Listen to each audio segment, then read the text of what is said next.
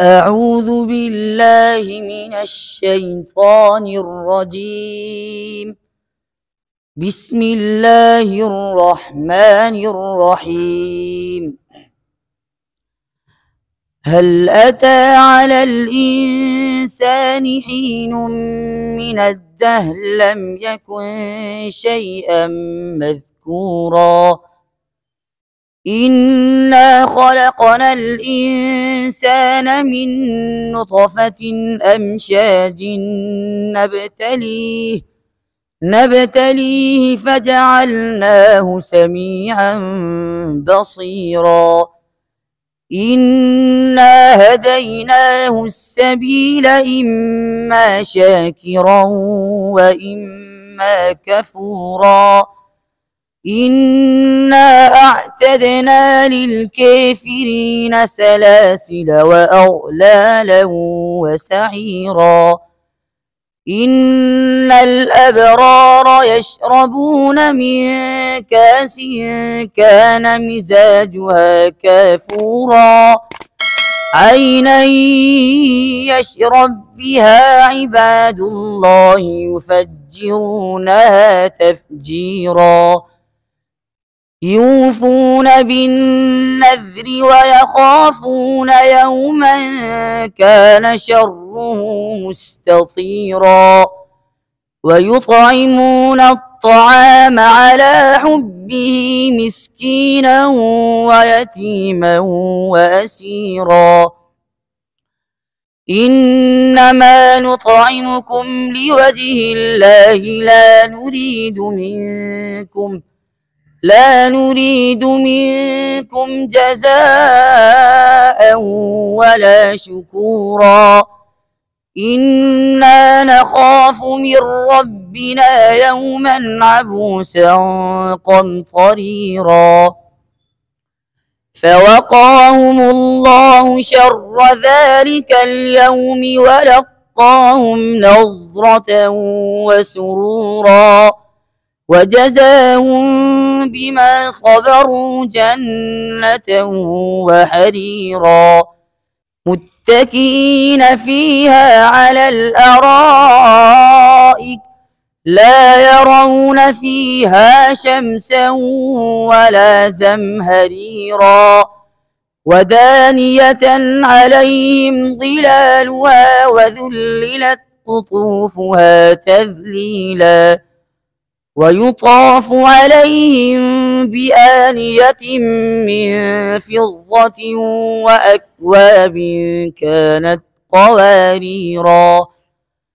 قوارير من فضة قدروها تقديرا ويسقون فيها كاسا كان مزاجها زنجبيلا عينا فيها تسمى سلسبيلا ويطوف عليهم ولدان مخلدون إذا رأيتهم حسبتهم لؤلؤا منثورا وإذا رأيت ثم رأيت نعيما وملكا كبيرا عاليهم ثياب سندس خضر واستبرق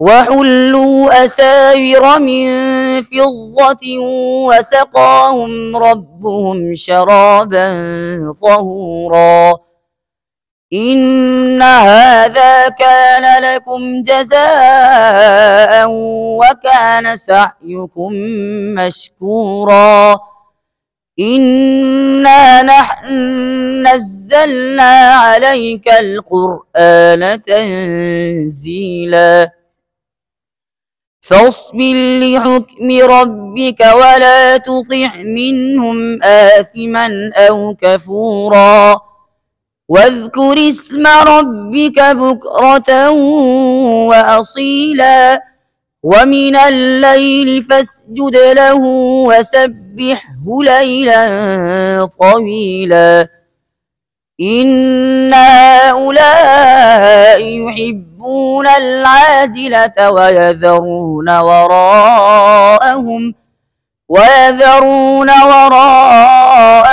يوما ثقيلا نحن خلقناهم وشددنا أسرهم وإذا شئنا بدلنا أمثالهم تبديلا إن هذه تذكرة فمن شاء اتخذ إلى ربه سبيلا وما يشاءون إلا أن يشاء الله إن الله كان عليما حكيما يدخل من يشاء في رحمته والظالمين أعد لهم عذابا أليما.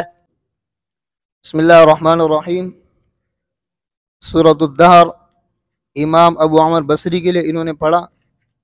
ان کے دو راوی ہے، دوری بصری اور سوسی. سب سے پہلی بات یہ ہے کہ سوسی کے لیے مد منفصل میں قصر ہے، دوری کے لیے مد منفصل میں قصر اور توسط دونوں ہے، مد متصل میں دونوں راویوں کے لیے توسط ہے اور مد لازم میں دونوں راویوں کے لیے طول ہے. سب سے پہلا جو انہوں نے اختلاف پڑھا، دہر اور لم یکن را اور لام کا ادغام کیا، یہ سوسی کے لیے ہے. کس کے لیے ہے؟ سوسی کے لیے ہے. للکافرین میں انہوں نے امالہ کیا، یہ امالہ دونوں راویوں کے لیے ہے. کس کے لیے ہے؟ دونوں راویوں کے لیے. اسی طرح سلاسلہ، اس کو اگر ملا کر پڑھیں گے تو ملانے کی صورت میں الف نہیں پڑھا جائے گا جس طرح انہوں نے پڑھا. اگر اس پر وقف کریں گے تو سلاسلہ کے ساتھ وقف کریں گے. کس کے ساتھ وقف کریں گے؟ الف کے ساتھ. سلاسلہ. یہاں پر یہ بتلانے جو مقصد ہے وہ بتلانا مقصد اصل میں یہ ہے کہ حفظ کے لیے اس میں اگر وقف کریں گے تو سلاسل ساکن بھی پڑھ سکتے ہیں، سلاسلہ الف بھی پڑھ سکتے ہیں. بات سمجھ میں آ رہی ہے؟ یعنی وقفاً جو ہے نا کیا نام ہے، حفظ کے لیے حذف الف بھی ہے اور اثبات الف بھی ہے. بات سمجھیں؟ یعنی سلاسل وقف کرنا بھی صحیح ہے اور سلاسلہ بھی صحیح ہے. تو یہاں پر بتلانا مقصد یہ تھا کہ ان کے لیے جو ہے کیا نام ہے، سلاسلہ ہے. کیا ہے؟ سلاسل. وقفاً جو ہے نا سلاسل لام کے سکون کے ساتھ نہیں ہے، وصلاً بغیر الف کے ہیں اور وقفاً الف کے ساتھ ہے. بات سمجھیں؟ اور یہ دونوں راویوں کے لیے ہیں. کس کے لیے ہے؟ دونوں راویوں کے لیے. اسی طرح من کأسن میں حمزہ کو الف سے تبدیل کیا ہے. آپ کو میں نے بتایا تھا، قاعدہ بتایا تھا، یہ جو ہے نا کیا نام ہے، سوسی کے لیے ہے. صرف کس کے لیے ہے؟ سوسی کے لیے، دوری کے لیے نہیں ہے. سوسی کے لیے قاعدہ یہ ہے، حمزہ ساکنہ سے پہلے زبر ہو تو حمزہ کو الف سے تبدیل کرتے ہیں، حمزہ ساکنہ سے پہلے زیر ہو تو یا سے تبدیل کرتے ہیں، حمزہ ساکنہ سے پہلے پیش ہو تو واو سے تبدیل کرتے ہیں. بات سمجھے نا؟ تو یہاں پر حمزہ ساکنہ سے پہلے زبر تھا تو اس کو الف سے تبدیل کر دیا ہے. یشرب بہا، یشرب بہا، یہ جو ادغام ہے یہ ادغام بھی صرف سوسی کے لیے ہے. کس کے لیے ہے؟ سوسی کے لیے ہے.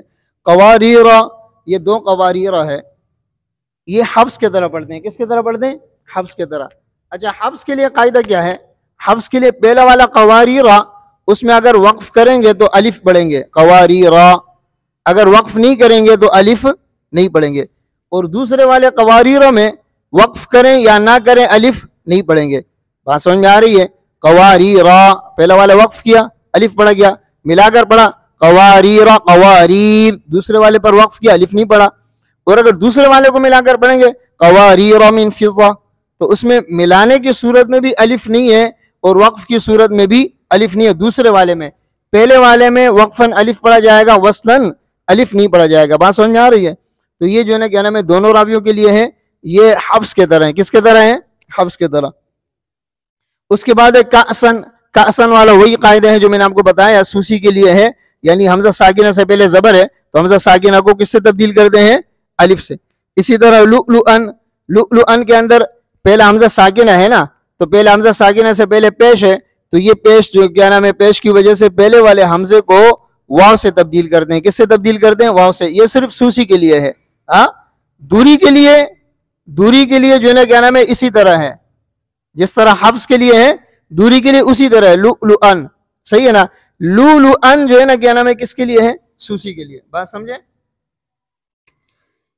اسی طرح وَإِسْتَبْرَقٍ، آپ کے زیر کے ساتھ ہیں، حفظ کے اندر وَإِسْتَبْرَقُن ہے نا، یہاں پر وَإِسْتَبْرَقٍ ہے، قاف کے زیر کے ساتھ ہے، یہ دونوں راویوں کے لیے، کس کے لیے ہے؟ دونوں راویوں کے لیے۔ اِنَّا نَحْنُ نَزَّلْنَا، نون کا نون میں ادغام، یہ صرف سوسی کے لیے ہے، کس کے لیے ہے؟ سوسی کے لیے ہے۔ فَاصْبِرْ لِحُکْمِ رَبِّكَ، یہ را کا جو ہے نا کیا نام ہے لام کے اندر جو ادغام ہے، سوسی کے لیے یہاں پر صرف ادغام ہے، سوسی کے لیے صرف ادغام ہے۔